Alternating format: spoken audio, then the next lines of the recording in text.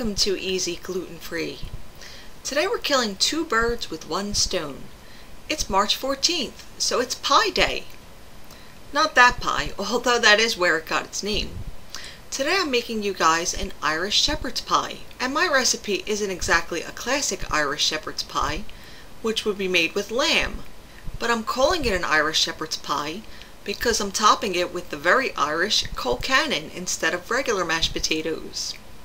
And the green color you're going to end up with on top is going to fit right in with this celebration from the Emerald Isle.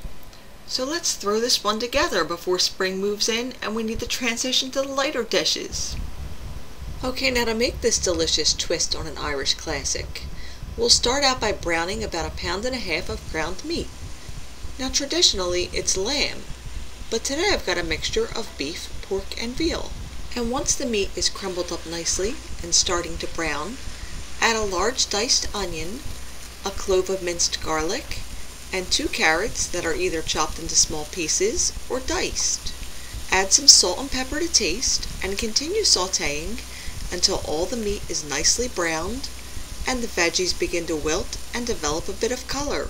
Now stir in 1/2 cup of red wine, or you can make it more authentic if you have a gluten-free Guinness or other Irish ale to throw in there. Then let it simmer for about 5 minutes or until the bottom of the pan is almost dry. Add in a cup of water and bring it up to a boil.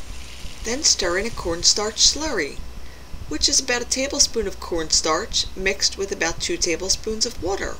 And you can add whatever seasonings you want here, but I kept mine simple with just salt and pepper.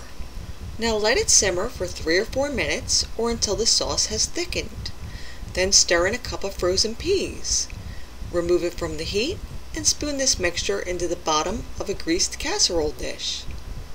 Now smooth it out into an even layer and set this aside while you make the Colcannon. And this isn't a traditional Colcannon recipe either, where I think they actually boil the cabbage or kale, then add it to the mashed potatoes.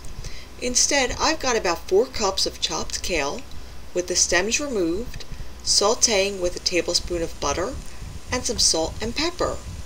Now once the kale has wilted to about half its original size, toss in 2 or 3 chopped spring onions and continue to saute for another minute or so. Then you can turn off the heat and set this aside. For the potatoes, to end up with 3 or 4 cups of mashed potatoes, you'll need around 2 pounds of potatoes, peeled, boiled until fork tender, drained, and mashed with some butter, salt, and pepper. And to help the potatoes brown nicely during the baking process, I like to whisk together 1 egg yolk with a few tablespoons of heavy cream, and then stir it into the potatoes.